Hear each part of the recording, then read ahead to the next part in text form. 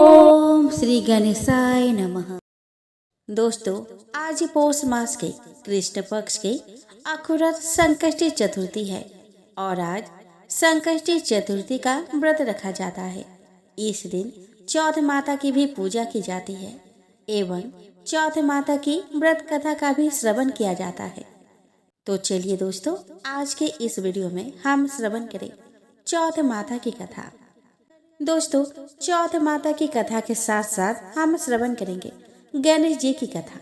चौथ माता की कथा के साथ गणेश जी की कथा के श्रवण से जातक की सभी मनोकामनाएं पूरी होती है। तो चलिए दोस्तों, आज के वीडियो का शुरुआत करें। दोस्तों, एक सेठ सेठानी थे। उनके एक बेटा और बहू थे। बहू सबको भोजन कराकर फिर स्वयं भोजन करती। एक पड़ोसन ऐसी भी थी जो रोज पूछती कि बहू आज क्या बनाना खा रहा है। बहू कहती कि ठंडो बासी। एक दिन उसके पति ने ऐसा सुनकर विचार किया कि आज तो पकवान बनाए जाए, फिर देखे कि मेरी पत्नी क्या कहती है। उसने तरह तरह के पकवान बनवाए और घर के सभी लोगों ने एक साथ बैठकर भोजन किया। आज भी पड़ोसन ने पूछा तो बहू ने कहा कि ठंडो बासी। सेठ के लड़के ने सोचा कि हो ना हो कोई बात तो अवश्य है जिससे कि मेरी पत्नी ऐसा कहती है। उसने पत्नी से पूछा कि तुम रोज ठंडो बासी खाना ऐसा क्यों कहती हो, जबकि हमने आज एक साथ बैठकर कई तरह के पकवान खाए। उसकी पत्नी बोली कि हम लोग जो खाना खा रहे हैं वह बाप बूढ़ों की कमाई है। जिस दिन आप कमा कर लाओगे उस दिन मैं समझूंगी कि ताजा भोजन कर रहे हैं। अब एक दिन लड़के ने माँ से कहा कि मैं एक बड़े शहर में कमाई करने जा रहा हूँ। माँ बोली कि बेटा, अपने पास इतना धन है कि खाया नहीं छूटेगा। माँ के मना करने पर भी बेटे ने स्वयं कमाने का दृढ़ निश्चय कर लिया और जाते समय पत्नी से कहा कि मैं जब तक कमाकर बहुत सा धन लेकर ना आऊँ, तुम चूल्हे की आग मत बुझने देना। एक दिन चूल्हे की आग बुझ गई तो वह मन ही मन घबराने लगी कि कहीं मेरे पति पर संकट तो नहीं आन पड़ा। जल्दी से पड़ोस में से आग लाकर चूल्हे में रख दूं। ऐसा विचार करके वह पड़ोस में गई। वह पड़ोसन चौथ माता का व्रत पूजन कर रही थी। पड़ोसन ने कहा कि थोड़ी देर में आकर ले जाना। बहू ने पड़ोसन से पूछा कि आप यह व्रत क्यों करती है और इससे क्या मिलता है। पड़ोसन ने कहा कि चौथ माता के इस व्रत को करने से अन्न लक्ष्मी मिलता है और अपनी मनोकामनाएं पूरी होती है। अब बहू भी चौथ माता का व्रत करने लगी। दीवार पर चौथ माता बनाई। उस दिन घी गुड़ का चूरमा बनाकर रात्रि को चंद्रमा को अर्घ्य देकर भोजन कर दी। ऐसा करते करते बहुत दिन हो गए। चौथ माता ने उस बहू के पति को सपना दिया कि साहूकार का बेटा तो जागे की सोवे, तेरी पत्नी बहुत याद कर रही है। घर जाकर उसकी चिंता मिटा। तू दुकान खोलकर कंकु केसर का पागल्य बना के बैठ जाना। आज तेरा हिसाब किताब चुकता हो जाएगा। अब तो चौथ माता ने जैसा कहा था वैसा ही हुआ। उसने घर जाने की तैयारी की और गाड़ी भर के धन दौलत लेकर चल दिया।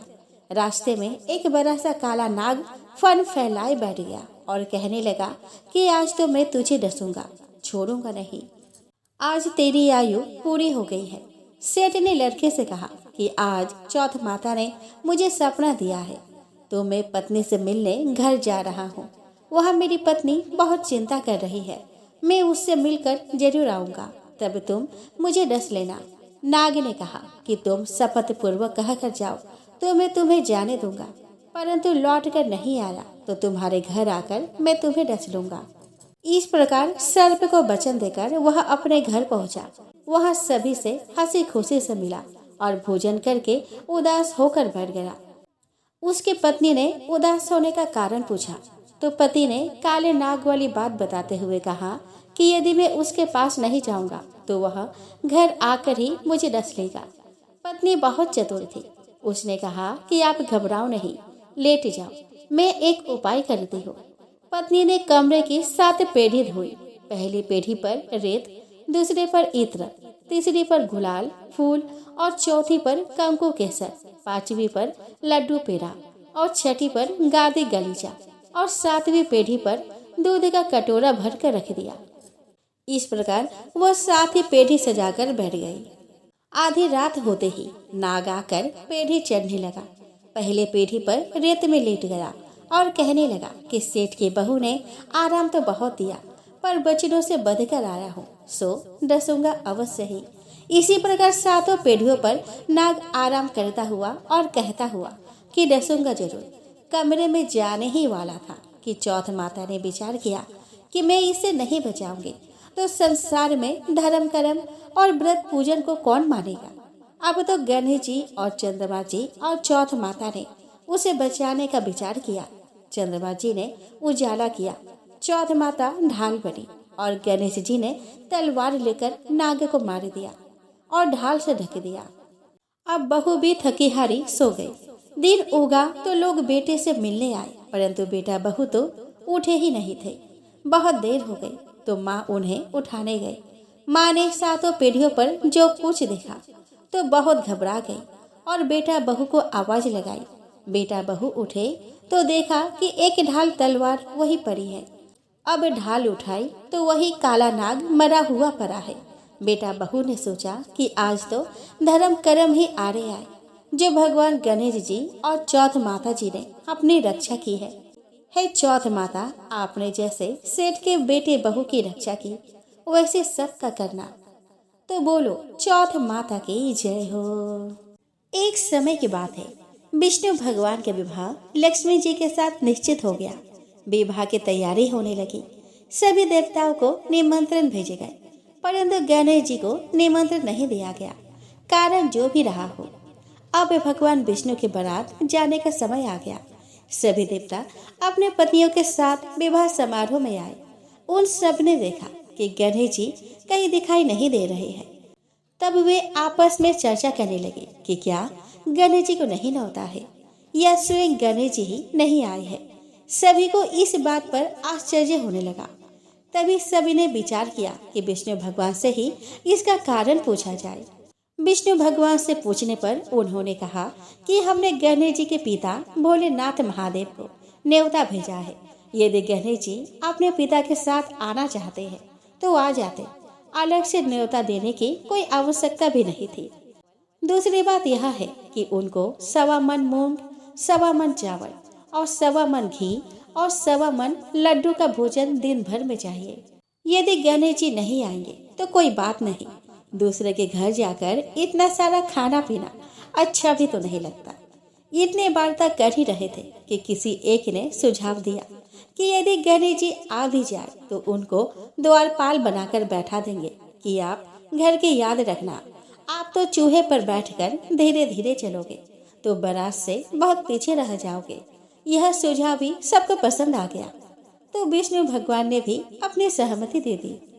अब होना क्या था, इतने में गणेश जी वहां आ पहुंचे और उन्हें समझा बुझाकर घर की रखवाली करने बैठा दिया गया। बारात चल दी।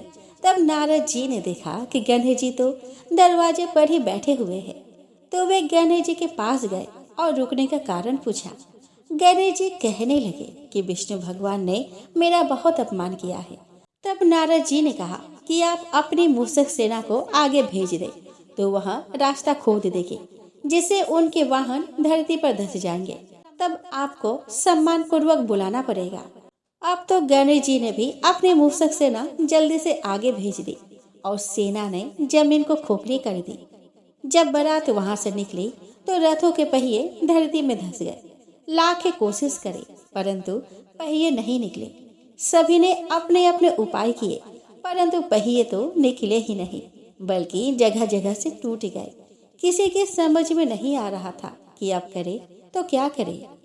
तब तो नारद जी ने कहा कि आप लोगों ने गणेश जी का अपमान करके अच्छा नहीं किया। यदि उन्हें मना कर लाया जाए तो आपका कार्य सिद्ध हो सकता है और यह संकट भी टल सकता है। शंकर भगवान ने अपने दूत नंदी को भेजा और वे गणेश जी को लेकर आए। गणेश जी का आदर सम्मान के साथ पूजन किया। तब कहीं रथ के पहिए निकले। अब रथ के पहिए निकल तो गए, परंतु वे टूट फूट गए, तो उन्हें सुधारे कौन। तो पास के खेत में खाती काम कर रहा था, उसे बुलाया गया। खाती अपना कार्य करने से पहले श्री गणेशाय नमः कहकर गणेश जी की वंदना मन ही मन करने लगा। देखते ही देखते खाती ने सभी पहिए को ठीक कर दिया। तब खाती कहने लगा कि हे देवताओं, आपने सर्वप्रथम गणेश जी को नहीं मनाया होगा और ना ही उनकी पूजन की होगी, इसीलिए तो आपके साथ यह संकट आ रहा है। हम तो मूर्ख अज्ञानी है, फिर भी पहले गणेश जी को पूजते हैं, उनका ध्यान करते हैं। आप लोग तो देवतागण हैं, फिर भी आप गणेश जी को कैसे भूल गए? अब आप लोग भगवान श्री गणेश की जय बोलकर जाए तो आपके सभी काम बन जाएंगे और कोई संकट भी नहीं आएगा। ऐसा कहते हुए बारात वहां से चल दी और विष्णु भगवान का लक्ष्मी जी के साथ विवाह संपन्न कराकर सभी सकुशल घर लौट आए।